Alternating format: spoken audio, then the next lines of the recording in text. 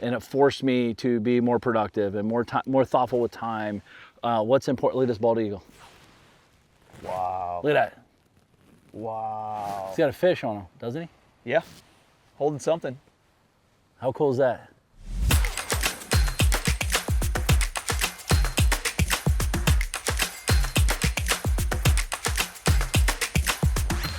What's up, guys? Welcome to I'm Rich. Now what? Hey, we are at Mark's Farm in Geneva, Ohio, and we're talking about some how we both get energized by being out in nature, and how we both get energized and we get free time to think, and how we're so overwhelmed by all the noise and technology and all the stuff, and in order to kind of like disconnect to reconnect, right? We come out in nature. So we're like, hey, let's go down to the river and shoot a podcast about some of the things that we do on those topics and some of the thought principles around that. So we're down here. This is what, the Grand River? The Grand River, 102.7 mile. What is it? 102.7 miles. Empties into the Lake Erie. First off, we got to talk about our gear, dude. Look at this outfit. Dude, you look good, man. We're ready. we're made for these outfits. Were these outfits made for us, or were we made for the outfits? Yeah, a little bit of both. But no, we're not wearing this usually, but we thought it'd be kind of funny. Actually, it kind of works with all the sun out today. But we have 3,300 feet of this river. It's pretty wild, man, to know. It's a lot. And there's a lot of cool opportunities to get out. You know, we live in a noisy world, and that's why I have the treehouse at the house. Get out, connect. There's nothing in there except me and my thoughts. Mm-hmm. I very rarely take the computer out there. It's more me just writing, thinking, might listen to some music. Oftentimes just the birds, the squirrels, the turkeys running around. But what do you do? Like, I mean, there's people listening from all over the world, like in different parts. If you're in big New York City or California somewhere, and it's like crazy, like all the time. What are you seeing people with the noise, man? Yeah, it's just, there's so much stimulation all over the place, man. Mm-hmm. And since I was little, and like, dude, my parents lived on about 10 acres of woods in Parma, Ohio, which is like unheard of to have that much like wooded space in a pretty densely populated area. So like me and my buddies, because it was so unique, we would go down and we like literally set up a tent at the beginning of summer, every single summer, starting in probably 7th grade. And we would just go down there and hang out. We'd camp out 3, 4, 5 nights a week. And we would, have a bonfire, and we'd cook some stuff and sleep down in the tent. And then obviously in high school, we'd get some beers, and then we'd have some girls come down, and we did that whole thing. But it was, dude, it's an amazing just memory. And like ever since I was younger, I always got energized by being in nature. I always got kind of recalibrated, right? And by being in nature. And I think it with all the stuff that's on social media and all the ideas and like things you got to be doing from a business perspective and ways to start your day and have the perfect day and have the perfect morning and have the perfect whatever. It's like, dude, there's so many inputs that like coming out to nature helps me just come back to like the natural laws of the universe, and I think about things in a much more reflective manner, in a much more level-headed manner when I'm walking in the woods, taking a hike on the beach, coming down, going fishing, and just kind of like being around what we were meant to be around. Yeah, isn't it wild? We live, I mean, literally, you have access to any top-tier person in the world via podcast, via book, via videos, YouTube, all this stuff. But yet people still think they need a new CRM. They need, they forget, like, this stuff takes thought and action, dedication to the game. So when I come out too, like same thing, I was like, dude, just getting out here and like, I really think in the next 5 to 10 years, I was talking to Mark about this a couple of weeks ago. I'm like, because he's 10, he wants a phone when he's 16 or whatever. I'm like, dude, I don't know if I'm going to get you one. And if I do, it's going to be a dumb phone. Like one, it doesn't have all the crazy stuff on it, access. Maybe you have, alarm clock and basic stuff. But I think adults are going to move that way. Dude, I'm trying to move that way. Yeah, well, I'm moving that way now. I'll have to give you the link, but there's a dumb phone I bought where literally it's an app you put on your iPhone, leave your iPhone in your office, and you can, whatever information you want on this phone, it will send it to it. So if someone calls that phone, it will ring into this. It's like $20 a month. It's like nothing. But what it does, it's an old school flip phone, dumb phone, and allows you to take calls, text. Obviously your text is going to be different because you're going to, going to C, it takes you 3 pushes on to number 2. Yeah. So you're definitely not going to do as many texts or long text. It forces you to like, dude, why are we living in a world where everyone's so connected, but yet no one's connected? Everybody's lonely. Yeah. They're like, dude, I have all these friends. I'm like, do they know your kid's name? Like, that's not a friend to me. I don't know. It's just weird to me that everyone has all this access and all these connections, but yet no one knows who they are. They're sitting in their house by themselves. They're not growing their business. They're actually going backwards. I think we're in such a digital age that there's going to be this movement towards analog experiences, right? Doing It's already happening. a retreat with a bunch of entrepreneurs and saying, hey, we're going to go and unplug for a week in the Grand Canyon. People pay big money. Everybody drop your phone in this bag. It stays in the car. We're going to go hike. We're going to camp. We're going to go be with our own thoughts, sit around a campfire, see where the conversations take us. Maybe we read some books or some passages in thought-provoking, philosophical books and see where it takes us. Dude, that to me is like... It's here, dude. It's already here. It would be such an amazing experience. Here's why they won't do it. What if my kids get sick? What if my mom dies? What if this happens? What if this happens? What if this, this breaks? Okay. It's going to happen no matter what. Yeah. And oh, by the way, if it does happen, they'll have an emergency phone. They'll figure out how to patch you in. It will be the biggest reset. I think it's coming. I think people are watching the adults, now their kids are getting older, where they're becoming adults that are massively messed up because people gave their kids iPhones like at 8 years old. And like, dude, just frying their brains. Like a kid has, like, you see them, they're like this everywhere they go. They don't even look at you, man. And maybe I have hit the algorithm where it just sends me all this stuff, but dude, I see it nonstop because I'm so here's the thing, I love technology during the constraints that I've set in place for business purposes, right? And I think similar to like we've talked about setting constraints on your time and your schedule, and you should make as much money as you humanly can inside the time that you dedicate to economics and dedicate to business. Similarly, I use technology like a madman during those stages, right? My team uses technology. My team uses the AI. We have an AI software, right? Like, obviously, I'm not anti-technology.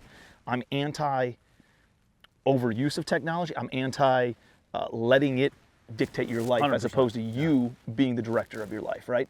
And so how do you utilize technology in those circumstances and then you're able to unplug, right? And to your point, man, it's over and over and over again, all these tests and studies, like there's not a single positive study about the advancement of iPhones and technology. Dude, physical, it messes up your eyes and your circadian rhythm, ability to sleep because of the blue lights.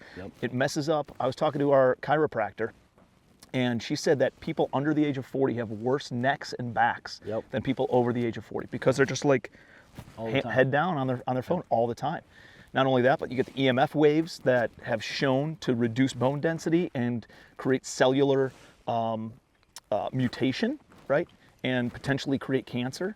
And it's like, dude, these are the physical aspects of things. Then you move over into the mental and the emotional damage that it does. It's like, dude, the amount of suicidal thoughts and depression that people have in their 20s if they've gotten a phone before the age of, I think it was 14 or 16, is like over the top. It's thousands of % higher likelihood of suicide and depression thoughts by having that.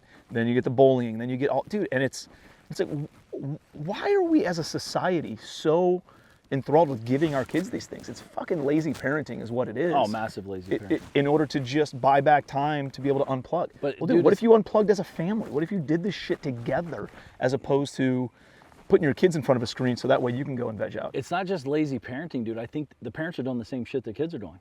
The parents are looking at the phone. The kids are mimicking the parents. Yeah. So it's like, I almost don't even know if they're aware of what's going on because they're so consumed and enthralled and like, oh my God, because again, the way the algorithm, if you're sad and you start looking at sad content, they're going to show you every sad moment. It's just going to drive you down. You've been there when you're looking and you start like getting upset and kind of a little teary-eyed. You're like emotional. Maybe your kids are getting older. Maybe this thing's happening.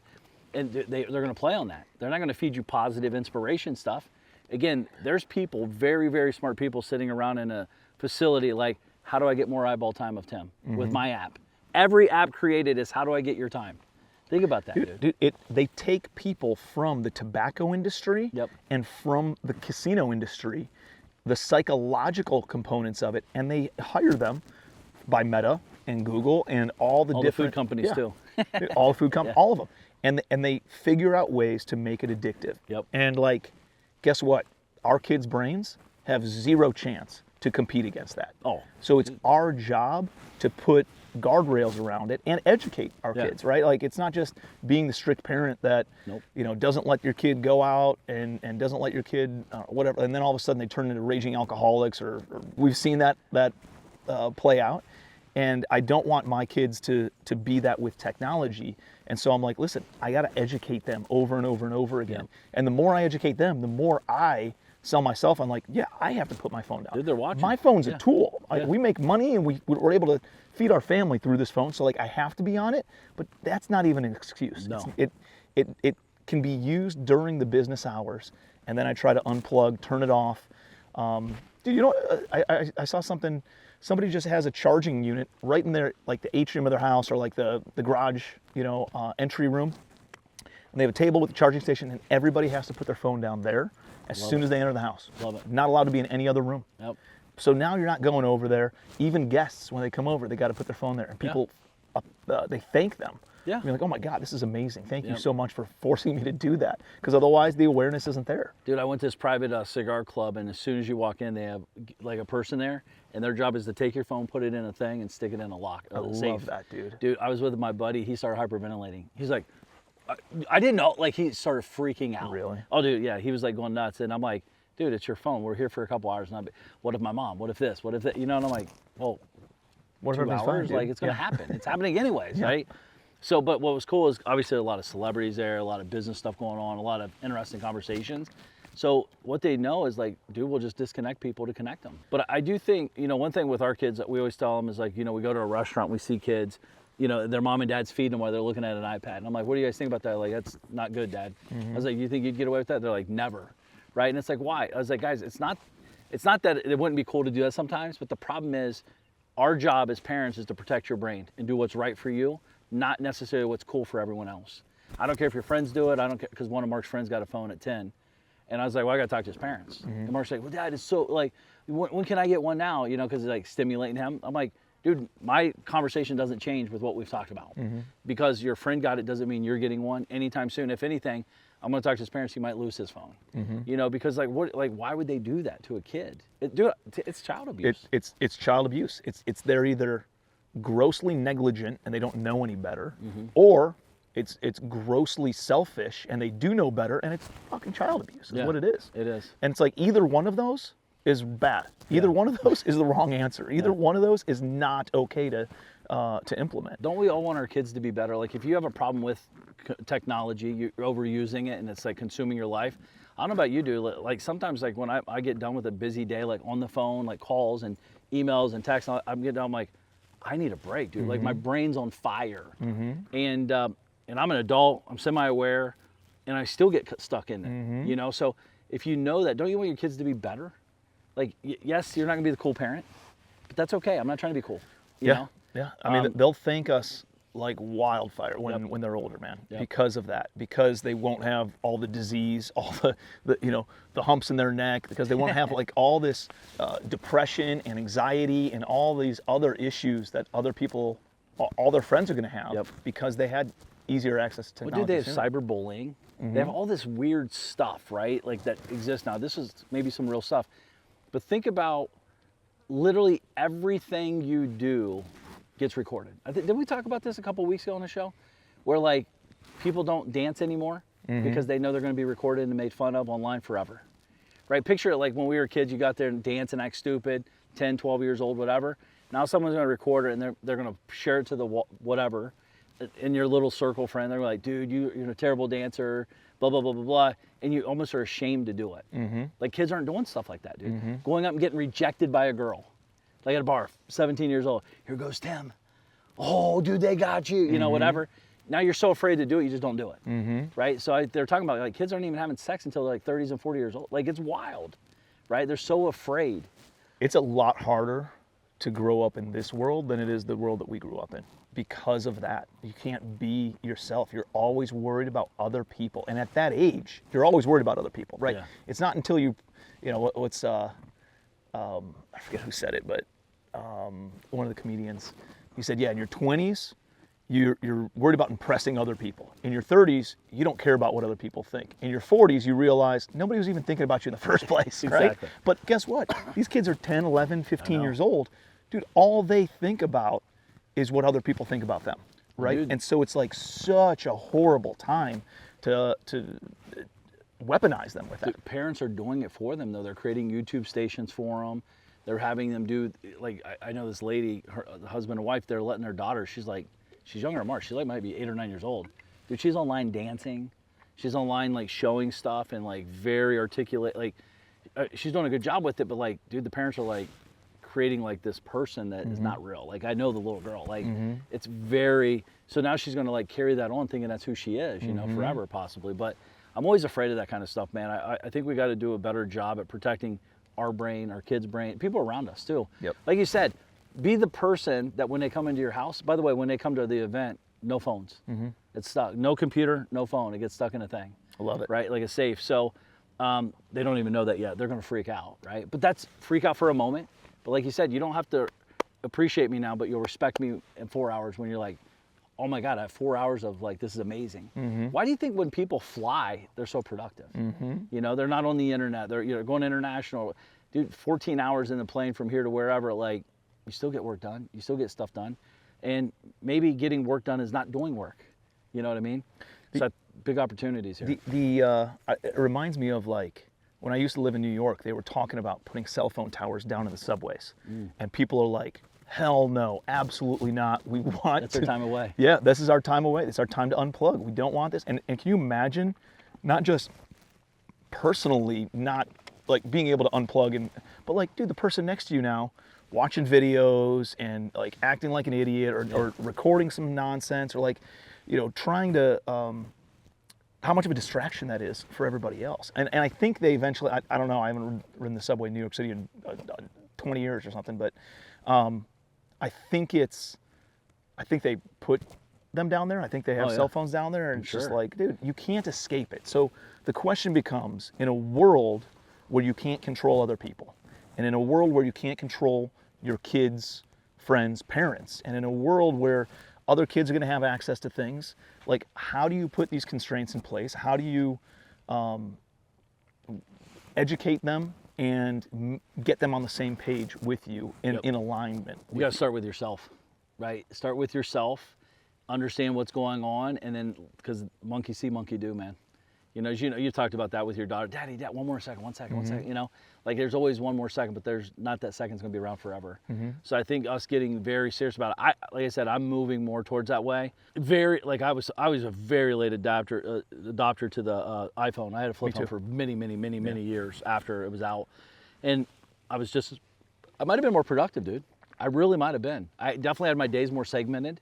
Right, because now the day just blends, right? Because it's like I can check email wherever, I can check text, whatever. Like, as opposed, and not only that, dude. There's no respect on text and email. But nor should there be. It is what it is. It's just free flowing now. But back in the day, man, I might have got 2 texts a day.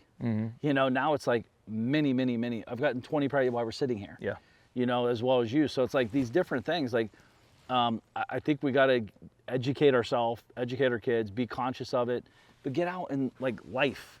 You know, the guy I was talking about on the last show, like, was super depressed, you know, suicidal, is like, dude, he's so connected, but yet he has no connection to himself. I mean, think about it. I mean, you're big into history and all that. Think about like the Rockefeller and all, they didn't have internet. They had to like send a letter, take 30 days to get to you. You know, they did okay. You know, so what, why are people, I always say, I think people have more time than they think. They're just not paying attention. Their time is just utilized in different ways. You know, because I can be productive right here. Yeah. I don't need a phone to be productive. Yeah.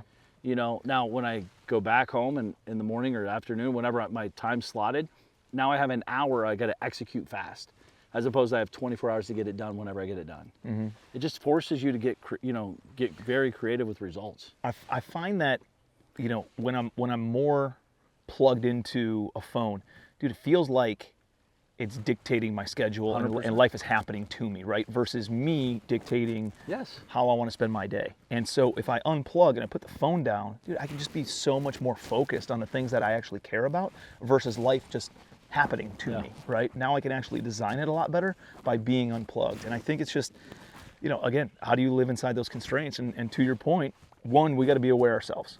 And we need to talk and have open dialogue and open communication with the kids. Like when I caught myself texting, and Penelope's tugging on my shirt. I told her, I said, hey, anytime you see Daddy texting and you want to get my attention, say this to me, Daddy, I'm more important than your phone. And I was like, and so she says that, dude, it snaps in my brain. I'm like, oh my God, you're absolutely right. And I put it down, and I'm like, and I've shifted my focus to her. Things like that, right? Like how can you implement more things like that?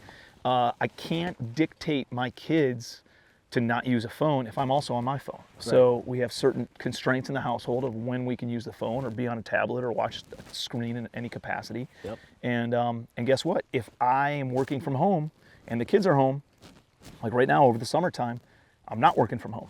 I go into the office. Oh, do you? So that way they don't see me on a phone. They don't see me on a screen and then think it's okay for them to be on a screen. So I have to remove myself from the environment in order to do that. But there's a lot of power in boredom, dude, with creativity. 100%, yeah. Kids are not creative on their own anymore. I'm not saying there's not some opportunity to be creative with what exists, to know like there's cool stuff out there. But like when we were kids, like we got stuck outside and said, you come back in at 5 p.m. Go play. I'll bring you lunch. It's gonna be a peanut butter. Back then it was peanut butter, bologna and ketchup. Like a ham sandwich, like whatever. Basic stuff. Ham and and it's cheese, like, yeah. and that's all we'd get in a juice box. So now, like, dude, kids don't have any time to be bored. Like there's a lot of power. Dude, when we had to use the restroom, you're reading the back of a soap bottle. Now people's got their phone, they got the TV on, like they got all this stuff going on. There's no time to like think about who I am, what do I want to be, where can I grow? Like you said, everything is dictated for you. It is a very smart phone. It's controlling you. Dude, Hudson said this, like, if we take his tablet away, because we give them 30 minutes a day is what they get on their tablet in order to play Roblox or in order to text with some of their girlfriends or whatever. 30 minutes a day, and then it's capped. And they don't have a phone, but they have a tablet. And as soon as he hands his tablet back to me, he goes, Dad, I'm bored. Like, instantaneously. I'm like, but you see the negative. Oh yeah. The negative just attitude. And it's like, dude, it's demonic. I think these devices are freaking demonic for kids. It turns them into bad. It enables bad behavior. And it's like, oh my God. As soon as they unplug, and then they let go of that. That urge, right? That need for another fix of the Dude, it's a dopamine. It's like 30 minutes later to an hour later. Dude, they don't even think about it. They're off. They're outside. Like we got back in Ohio a couple days ago, and my kids were outside all friggin' day yesterday. Yep. They didn't even think or ask for it because they're playing with the neighbors. Yep. We got Hudson a basketball hoop, right? They're doing stuff in the yard. They're riding their bikes. They're like, it's just, they're excited. It's a new environment, right? And so now it's my job to continue putting them in a new environment. You know, smoking cigarettes in the barn, not getting caught. But again, like kids aren't being kids. I think that's actually less not problematic, punitive or problematic than being on a screen for an hour. I'm not even joking. I agree. Dude, go and why? smoke. Yeah. Because you're being a rebel. You're kind of find out what you like and don't like. You're gonna get caught. Dude, I got spanked when I was a kid because I was smoking my grandma's Pall Malls and we burned our eyebrows or whatever. I was probably like 10ish. And she beat my aunt and uncle, like where we come from, the aunt and uncles can whoop you as well. And they didn't whoop, they really whooped. You know, it was a different animal. But we got caught, and I learned. You know, as opposed to this thing, I was like, there's so much, none of that, just coming out here, like, dude, like, heard something tumbling down here, you're gonna see birds, you see, like, we're getting zapped with bugs. It's life, man. It's like, get out and just see what's available. And we're getting ready to go to Wyoming. I know you're getting ready to go to Italy. It's just, that was probably the biggest thing in my life when I traveled for 7 years. Is getting out of my little ecosystem. But yeah, it's like, dude, like getting out of that network, because again, your zip code, getting out, then you get out of your zip code, then you get out of your state, then you get out of your country. Now all of a sudden you start getting a better perspective of what's going on in the real life, in your real life. Now that, dude, think about, like, the internet is raising your child. The internet's raising adults. The internet's dictating, like you said, you know, well, you might be worth 100 grand thinking you're a loser at 22 because you saw a 22-year-old post about a Lamborghini that he's renting or got gifted to, or who knows, who cares? But they don't have that maturity level because it's just like, that's all they see, dopamine. Like, so it's like addiction, dude. Dude, and the idea of what reality is completely skewed, Yeah, yeah. right? Like seeing Mr. Beast give $1 million away to somebody who sits in a box the longest is not fucking real life, dude. Like that is so completely I think it's off. terrible TV. It's too. horrible. It's terrible. It's disgusting. Right, and it's over and over and over again, Yeah. and it's every single episode is let's give $1 million away to somebody who can complete this obstacle course, or $1 million away for somebody who can, I don't know, skateboard off this ramp and has the best trick or whatever it is. It's like, it's so bad that they think they don't value money. They don't value the time that goes into earning money, and you're right, removing them from that setting, and showing them what life is like. Real life is like in other areas, going to Haiti, going to Montenegro, going to Greece, going to France and Belgium and Mexico and other parts of the country of the U.S. Like just driving across town to the over the other side of the railroad tracks. It's a little bit tougher, right? And showing them just a dichotomy of what life could look like, puts more perspective on it. And I really like the European type vibe, right? That's why we're going there for 4 months next year. We're going to go to Europe, and we're just going to go hang out and see how Europeans live. I love it. In obscure country, not obscure, but like we're going to Crete. We're going to go to Montenegro. We're going to go to Slovenia. I'm going to go to Austria. We're going to go to Luxembourg. We're going to go to like some places where you don't really. They're not on the map necessarily. Right. Yeah, like it's the not travel. It's not the priority places like Paris and London and Rome, right? These are kind of off the beaten path and a little bit different to see what real life is like in Europe in some of these areas. And so I'm really excited about that because it's a very impactful time in the kids' lives. Penelope will be 12, Hudson will be 10, and Annabelle will be 5. And so it's like, it's how do we do more of that for our kids? How do we do more of it for ourselves? Like I'm excited for it because I'm going to be much more efficient because I want to see these cool countries, and I'm going to work for 3 or 4 hours a day, 3 or 4 days a week, and then be focused on going out and exploring cultures. Yeah, I was telling you, anytime I drive, like I'm finding I'm like, guys, let's go get lost today. Like no maps, none of the shit. Like just get out there and drive around. I don't know if you did that back in the day. Like I did. Remember when we used to you had a map with an orange marker. Like mapping out from Ohio to Florida or whatever. It was like a big deal. Now like no one even knows where they're at. Dude, like they still are not map questing, but like MapQuest was a big deal back in the day. Yeah, I remember that. When it was like, oh my God, I can print it out. It's amazing. Huge deal. But now it's like they don't even they go the same route for years and they don't even know where they're at still. I remember I was on a freeway with a couple guys, and this dude's driving, and he's trying to follow the GPS, and it was like a slow GPS back in the day, right? Like if you miss a turn, it takes like 30 seconds to regenerate and refigure it out. And we kept on missing turns and missing exits. And I was like, turn this friggin' thing off and look at the green sign right there. We were in New Jersey, we were going to New York City. It's like every sign says New York City, just follow this lane over here. And go. And it's like people, they lose their ability to think because of this technology stuff.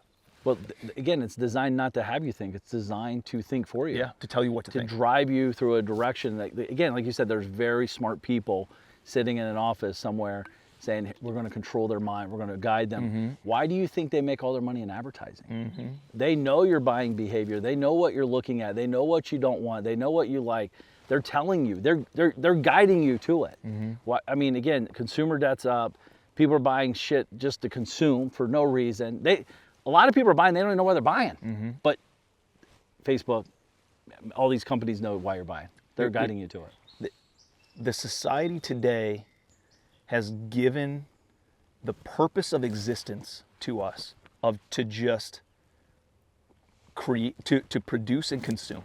It's production and consumption is our only use and purpose for existence. I mean, dude, U.S. is the biggest consumption market in the world. It's such an issue. It's such a problem.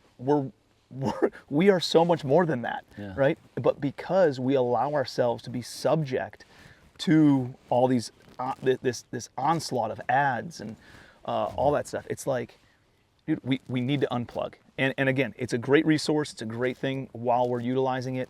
How do we unplug a little bit more? It's coming out and being in nature. It's going fishing. It's going for a walk in the woods, going for a mountain biking ride, going for a canoe trip. We're doing that in 2 weeks. We're going to go down, actually, Hocking Hills. That whole area. Just, dude, unplugging and doing some outdoorsy stuff, zip lining. And that, man, that's when the real connections are made, right? No. And that's when the kids are going to remember. But also, right, from a business standpoint, you know what I think about when I come out here? I think about basic laws of nature. I think about, hey, if you don't evolve, dude, you end up dying, right? And you go extinct. You evolve or go extinct. And I think about hunting and fishing, right?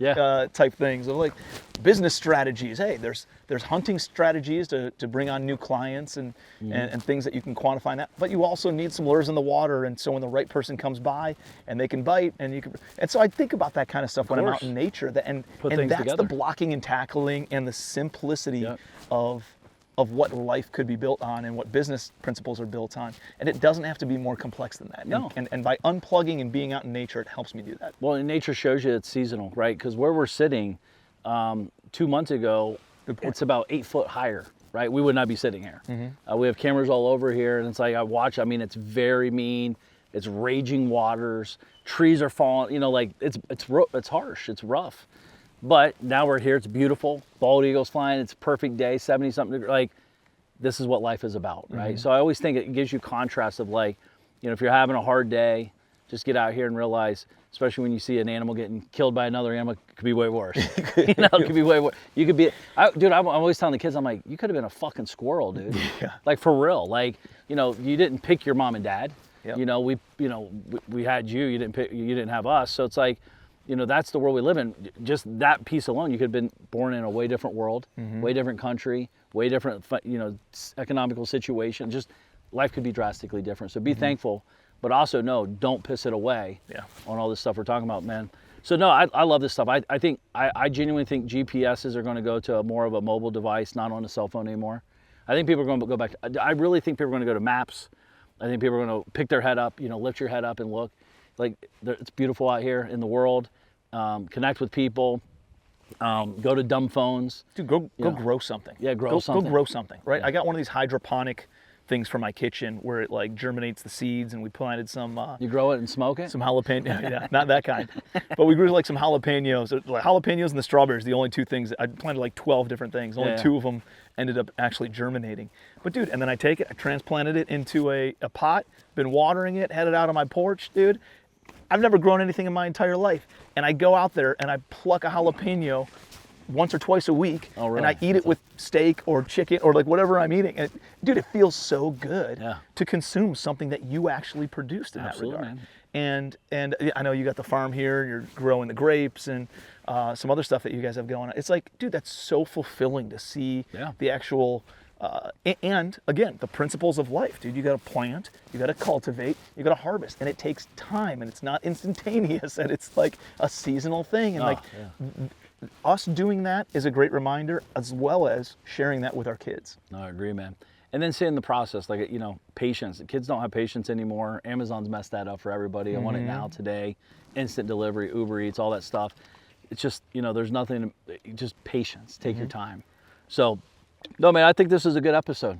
We could talk about this all day long. It's one of my favorite things to talk about because I'm so passionate about it. I'm so passionate about nature. I'm so passionate about unplugging and connecting as individuals. Like how many masterminds and events have we been to, man, where the deepest thoughts, the deepest conversations, the deepest connections happen around a bonfire at midnight. Yeah, no, for sure. When nobody's texting, nobody's looking at a screen, we're out in nature, the stars are above us, like you see the galaxy and the Milky Way, and you're like, man, there's a lot bigger things than this, $100,000 problem I'm dealing with in business or $10 million problem. It doesn't even matter. Realize we're a speck of dust, dude. That's all we are as a human, you know. It's wild. No, man, I think it's great. Let us guys know. What are you doing to combat this? Where are you going? Where are you hanging out? Who are you connecting with? And more importantly, if you say nobody, build your own environment where when they come to your house, you pull the phone. When they come to your office, you pull the phone. Lead by example, right? For yourself, for your friends, for your family. It's huge. Dude, and if you're plugging into different events and stuff like that where they're unplugged events, like I'd be interested in coming out. I'd be interested in being a participant. And if you're not and you're interested in doing something, I don't know, like let's go. There's people on my team and people on Mark's team who plan events all the time. Dude, we'll just throw one together and let's go and unplug, right? Absolutely. Like I don't need to make money. I'm not trying to make money on it. I just want to go and unplug with good people and have real depth and real connection again. Absolutely. Appreciate you guys being here. Leave a 5-star review. Share the show. If this make sure you tag Tim and I. We're here for you. Keep us posted. And like Tim said, share what you guys are up to. We may attend. Yeah, I'd love to. Awesome, man. Appreciate you guys. See you guys.